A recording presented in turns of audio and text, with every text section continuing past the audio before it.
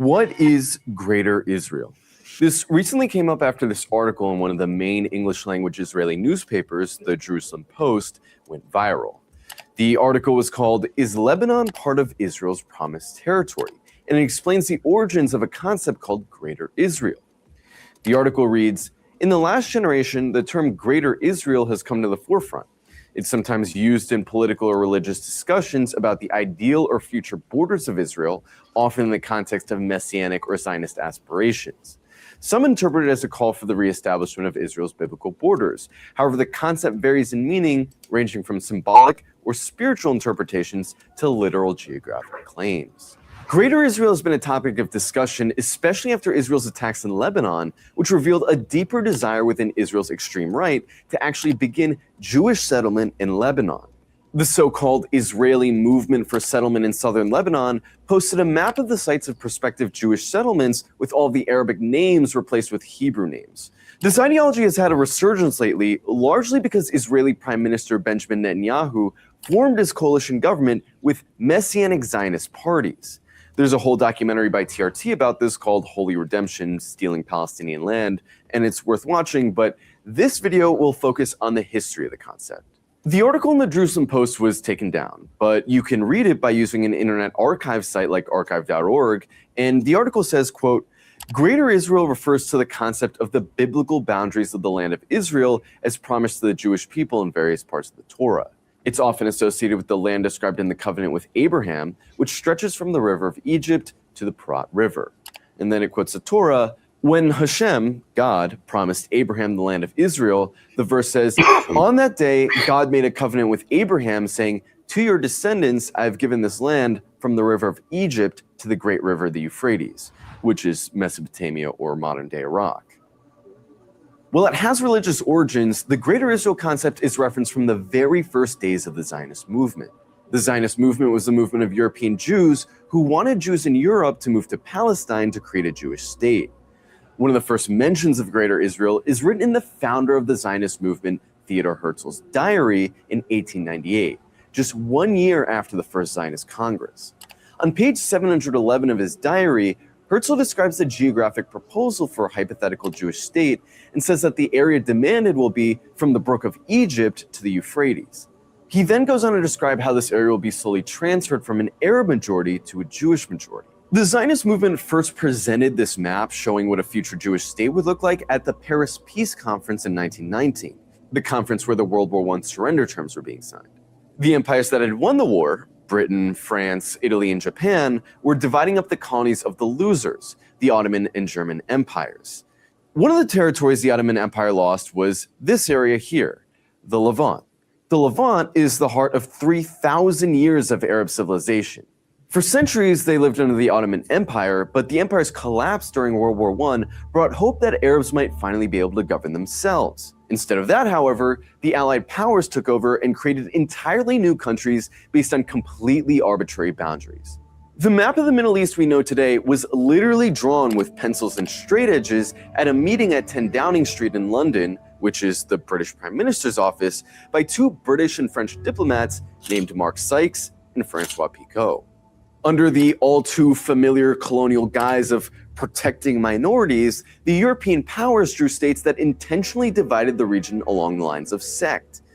This is deeply ironic because Arabs are often accused of being sectarian, that religious and ethnic conflict is just part of their culture.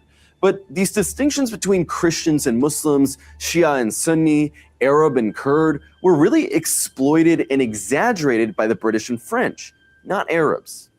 They literally tried to bake conflict into these countries, a legacy which still hasn't gone away today. This divide and conquer strategy is the textbook strategy of colonialism and can be observed in just about every single colonial situation in history. Part of the British strategy in Palestine was to hand over their mandate to the pro-Western, pro-colonial Zionist movement.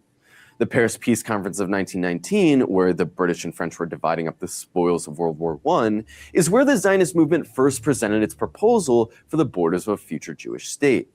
The map presented by then leading Zionist activist and future first Prime Minister of Israel, David Ben-Gurion, was drawn by the World Zionist Organization and included the East Bank, which is the eastern side of the Jordan River, part of southern Lebanon, and the Egyptian Sinai. The map was rejected by Britain and France, and what followed was a long debate over what the borders of the future Jewish state should be.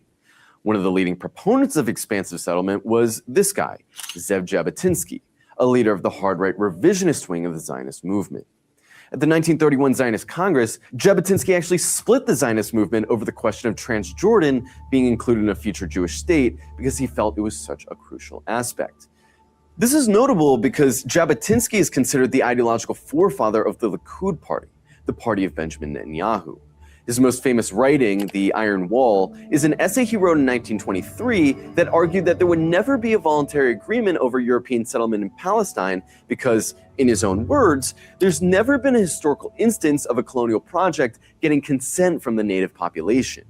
He argued the only way a Jewish state could be established is if Jewish settlers create an iron wall which the natives couldn't breach.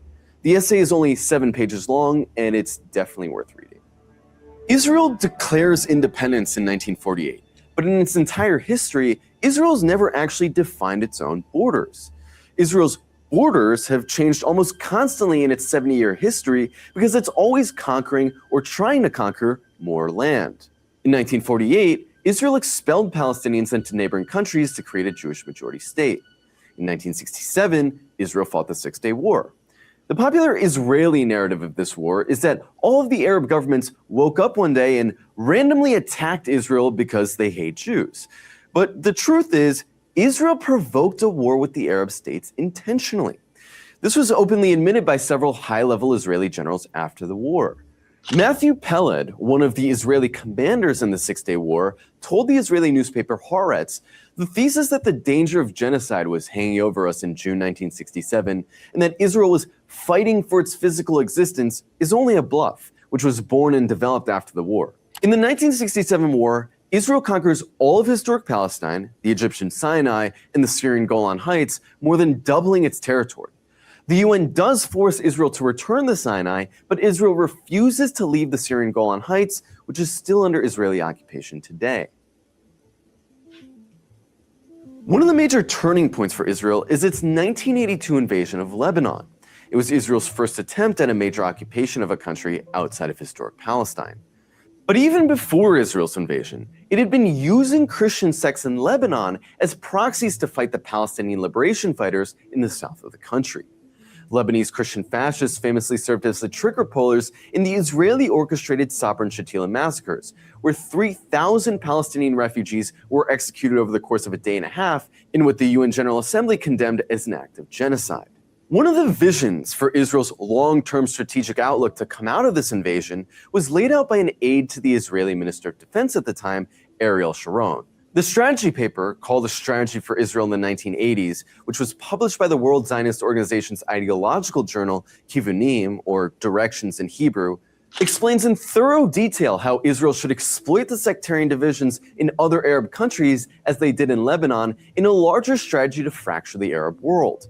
It says, quote, "The Muslim Arab world is built like a temporary house of cards, put together by foreigners without the wishes and desires of the inhabitants having been taken into account.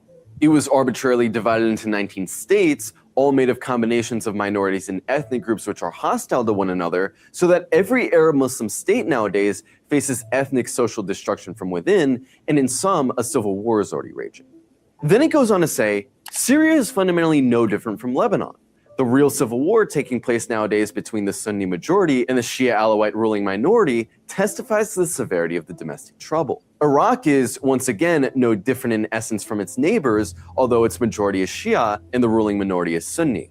It then lays out its strategy for what it calls the Eastern Front. The dissolution of Syria and Iraq later on into ethnically or religiously unique areas such as in Lebanon is Israel's primary target. In the long run, while the dissolution of the military power of those states serves as the primary short-term target, Syria will fall apart in accordance with its ethnic and religious structure.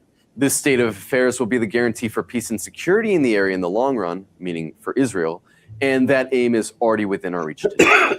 If you observe the strategy followed by Benjamin Netanyahu throughout his career, it follows this strategy almost exactly. In 2002, he urged Congress to invade Iraq over the weapons of mass destruction it never had. The US occupation plunged Iraq into a bloody sectarian civil war by manipulating balances between the Shia and Sunni Muslims. In Syria, Israel held an official position of neutrality, but later admitted to arming the mostly Sunni rebels while simultaneously carrying out regular attacks against the government, which was controlled by Shia Alawites, in a situation where neutrality actually meant for Israel undermining both sides in a civil war. And of course, in Lebanon today, we see Israel collectively punishing the Lebanese people and then telling non-Muslims to blame Muslims for Israeli airstrikes. My question for you is, how long will you tolerate this? Israel has killed over 40,000 people in Gaza. And if you include non-combat deaths, that number is conservatively estimated to be around 200,000. Immediately after committing the most well-documented attempt to wipe out an entire city in history, Israel turns around and commits an attack that turns civilian mobile devices into a theater of war, kills around 1,000 people in the span of 2 or 3 days, and then assassinates the very person likely to trigger a regional war. Israel has proven at every single juncture in the last year that it is the greatest threat to world peace right now. I've heard a lot of people describe this as the cause of our time. And while there are very few moments in history where there's a system of government that's so inhumane and so repugnant that the world unites against it, it has happened. And if Israel's actions don't merit that, then what does? The passage of a UN resolution calling for an arms embargo against Israel was a good start, but it actually needs to be enforced. And I'll just say on a parting note that the cartoonish caricature of the Middle East as a region that's just hopelessly condemned to 1,000-year-old ethnic and religious conflicts is one of the greatest lies that's ever been perpetuated in the post-9/11 era. This narrative, which convinced millions of people that turmoil and conflict were intrinsic parts of Arab society, concealed the reality that these were really intrinsic parts of British and French colonial strategy and US world domination. After the 1919 Paris Peace Conference, an American fact-finding mission was created to survey the opinions of the people of the Levant to see what kind of future government they wanted. Taken in 1919, the King Crane Commission surveyed 1,520 villages in Syria, Lebanon, Palestine, and Transjordan. Of the 2.5 million Muslims, 500,000 Christians, 100,000 Jews, and 100,000 Druze that were surveyed, a full 80% of respondents voted for this option here. Greater Syria, which was the concept for a unified pan-Arab state that would have combined Lebanon, Palestine, Syria, and Transjordan into one country. Greater Syria obviously never came into fruition because it would have been unacceptable to the colonial powers of the time, but it's interesting to think back on given what we know today.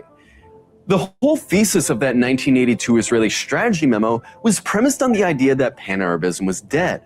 But if anything, the last year has shown us that Pan-Arabism is still highly relevant, not just to the question of Palestine, but the region as a whole. For the last 30 years, Israel's been normalizing its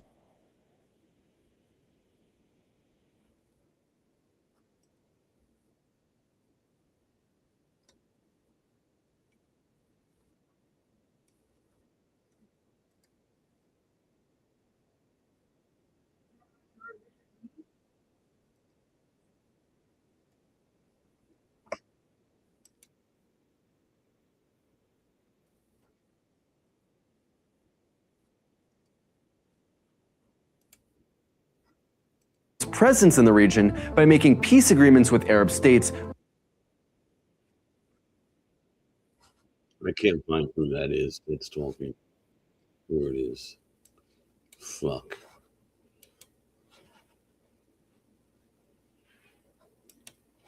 One by one, thereby isolating the issue of Palestine and creating a permanent beachhead for US and Israeli imperialism. But the last year not only shattered this possibility, it showed definitively that the mass of Arab people still considered the Palestinian cause an Arab cause and a cause of their own, and refused to see it abandoned like their leaders have.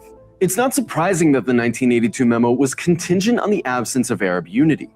Unity has always spelled the downfall of empires, and Israel isn't likely to be an exception.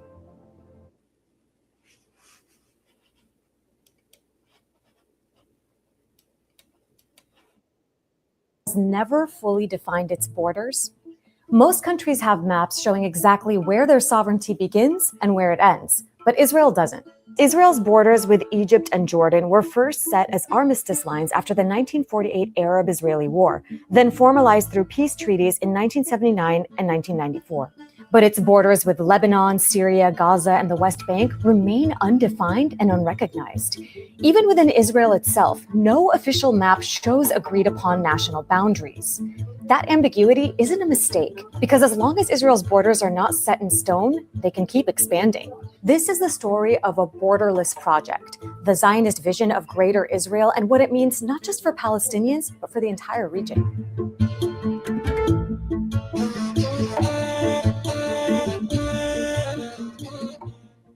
For more than a century, Zionist leaders have pushed for the establishment of Greater Israel, a state of Israel that would stretch far beyond the territory it controls today.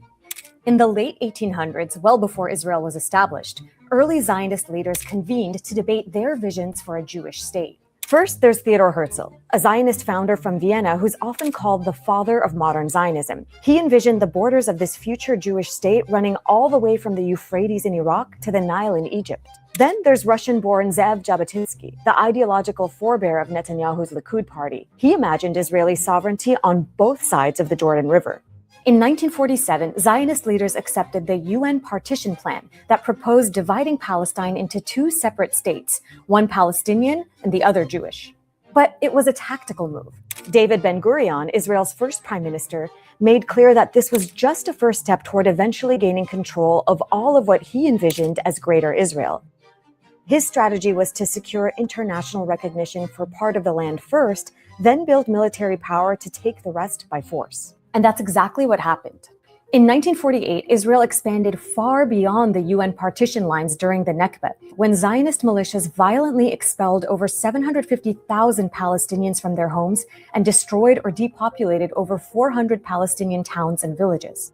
In 1967, Israel seized the West Bank, Gaza, the Golan Heights, and the Sinai.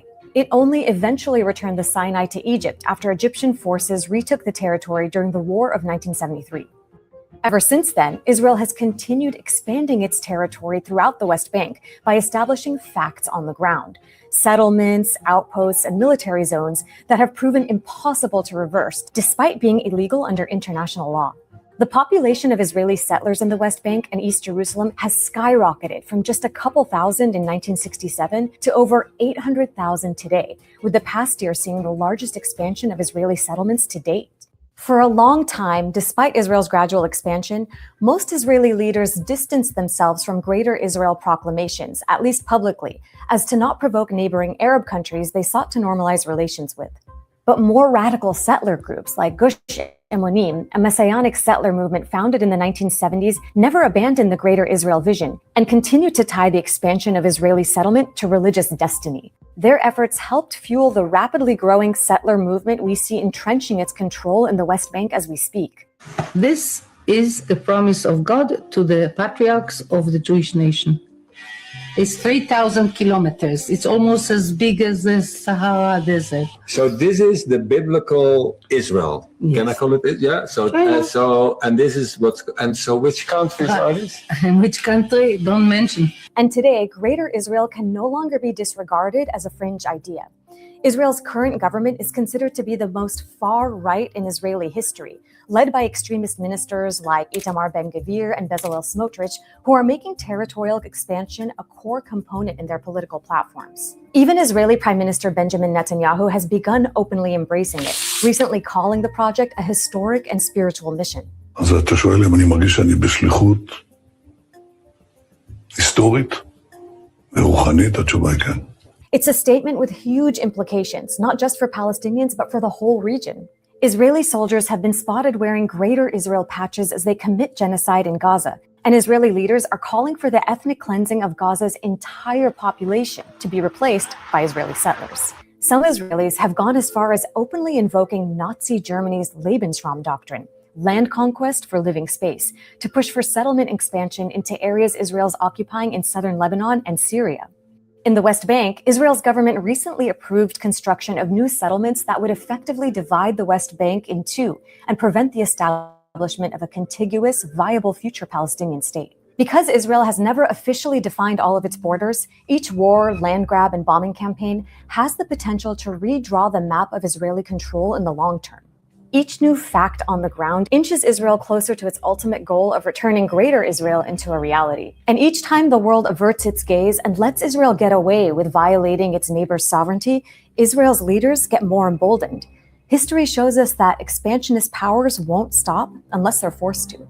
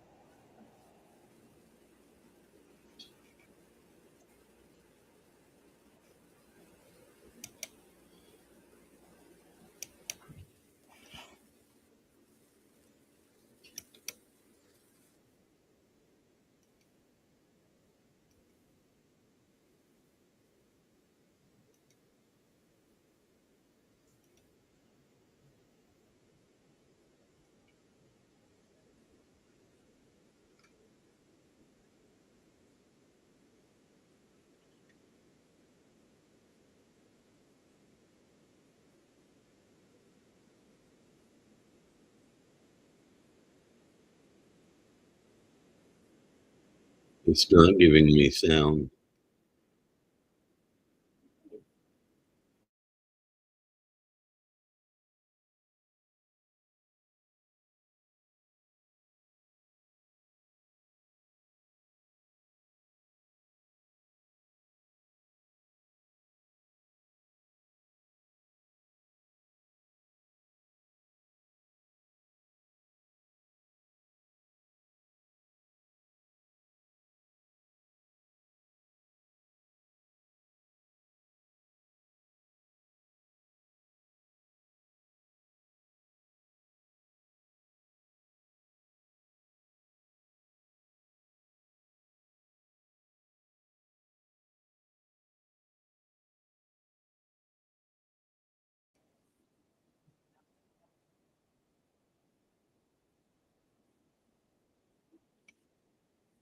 They cut the sound off. They don't want the anti-Israeli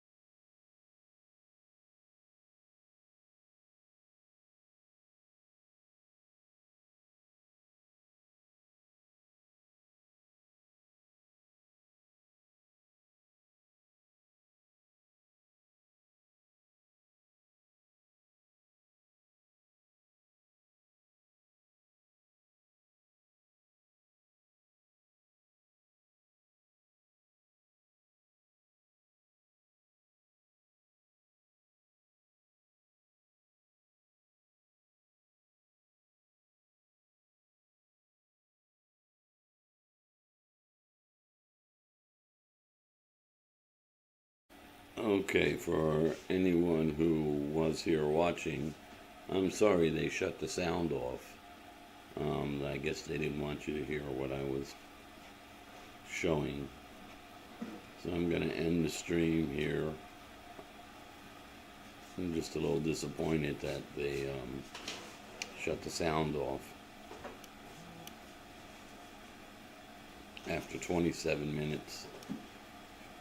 If you want to go back and listen to the last 27 minutes, you can.